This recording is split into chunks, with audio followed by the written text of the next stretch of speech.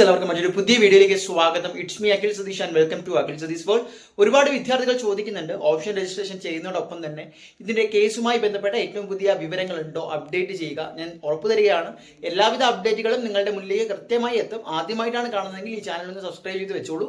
അപ്പോൾ എന്തായാലും ഏഷ്യാനെറ്റ് ന്യൂസിന്റെ 3 മണിക്കൂറിന് മുമ്പ് ഇന്ന് രാവിലെ തന്നെ ഇറങ്ങിയ വീഡിയോയിൽ കൃത്യമായിട്ട് പറയുന്നുണ്ട്, നാളെ സ്റ്റേറ്റ് സിലബസിലെ വിദ്യാർത്ഥികൾ, അതായത് ഒരു ഇത്തരത്തിൽ റാങ്ക് കുറഞ്ഞ ഒരു കൂട്ടം വിദ്യാർത്ഥികൾ ചേർന്ന് വാട്സാപ്പ് ഗ്രൂപ്പൊക്കെ തുടങ്ങിയപ്പോൾ അവരുടെ നേതൃത്വത്തിൽ നാളെ സുപ്രീം കോടതിയെ സമീപിക്കാൻ പോവുകയാണ് എന്ന വളരെ നിർണായകമായ ഒരു അപ്ഡേറ്റ് ആണ്.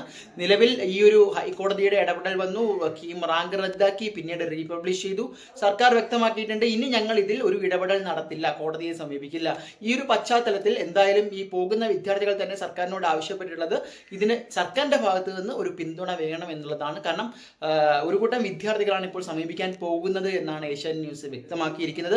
തീർച്ചയായിട്ടും ഈ വീഡിയോ കാണുന്നവരിൽ ആരെങ്കിലും ഇത്തരത്തിൽ സ്റ്റേറ്റ് സിലബസ് പഠിച്ച് ഇത്തരത്തിൽ സമാനമായിട്ടുള്ള പ്രശ്നങ്ങൾ നേരിടുന്നുണ്ടെങ്കിൽ നിങ്ങൾക്കും നമ്മുടെ വെളിച്ചത്തിലേക്ക് വരാം, നിങ്ങൾക്ക് പ്രതികരിക്കാം. അതിനെ ഞങ്ങളും ഒരു കളം ഒരുക്കുകയാണ്.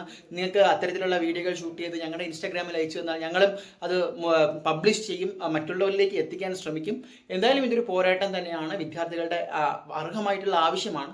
ഈ ഒരു കേസുമായി ബന്ധപ്പെട്ട അപ്ഡേറ്റ് പ്രകാരമാണ്. അപ്പോൾ ഇതിന് പാരലായിട്ട് നമ്മുടെ സംസ്ഥാന സർക്കാർ എന്താണ് ചെയ്തിട്ടുള്ളതെന്ന് വെച്ചാൽ, അവർ AICTE സമീപിക്കുകയാണ്. ഈ പ്രവേശന നടപടികൾ പൂർത്തിയാക്കുന്നതിന് കൂടുതൽ സമയം വേണം, നീട്ടി നൽകണം എന്ന ഒരു റിക്വസ്റ്റ് കൂടി കൊടുത്തിട്ടുണ്ട്. അവരാദ്യം പറഞ്ഞതനുസരിച്ച് ഓഗസ്റ്റ് 14-ാം തീയതിക്കകത്ത് ഈ പ്രവേശന നടപടികൾ പൂർത്തിയാക്കണമെന്നാണ്.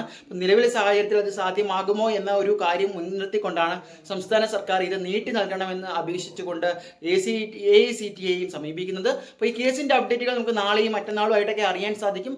ഈ ഓപ്ഷൻ രജിസ്ട്രേഷൻ എന്തായാലും അതിന്റെ വഴിയിൽ നടക്കട്ടെ, ഇതെന്ന് കരുതി ചെയ്യാതിരിക്കരുത്. അപ്പോൾ ഏറ്റവും പുതിയ വാർത്തകളുമായിട്ട് കാണാം.